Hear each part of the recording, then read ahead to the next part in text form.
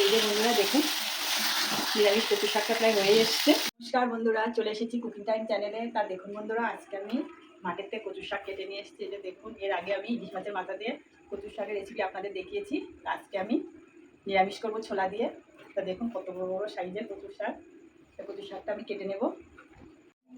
এই যে বন্ধুরা দেখুন, কচু শাকটা কেটে নিয়েছি আমি। কতগুলো হয়েছে দেখুন।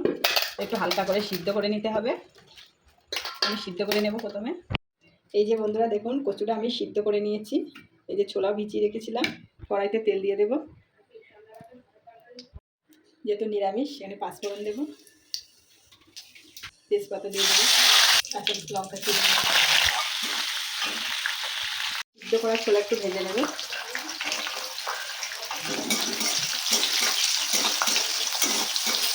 লবণ দিয়ে দেবো, অল্প পরিমাণ হলুদ গুঁড়ো দিয়ে দেবো, সিদ্ধ করা কচু দিয়ে দেবো,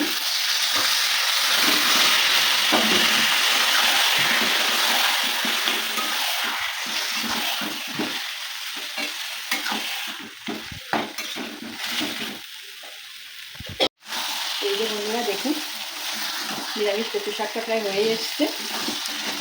আমি একটু চিনি দিয়ে দেবো। বন্ধুরা, আমিষের থেকে কিন্তু নিরামিষের কচু শাকটা আমি যেভাবে করি সেইভাবে একবার করে দেখুন, দারুণ লাগে খেতে। কচু শাকটা হয়ে গেছে, ঢেলে দেবো।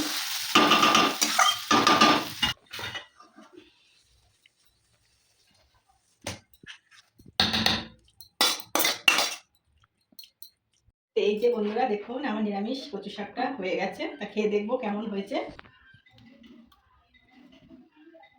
খেতে কিন্তু বন্ধুরা অসাধারণ হয়েছে। আপনারা না খাইলে বুঝতে পারবেন না যে নিরামিষ কচু শাকটা কেমন হয়েছে। নিরামিষ কচু শাকের রেসিপি যদি ভালো লাগে অবশ্যই কমেন্টে জানাবেন। নতুন বন্ধু হলে সাবস্ক্রাইব করবেন।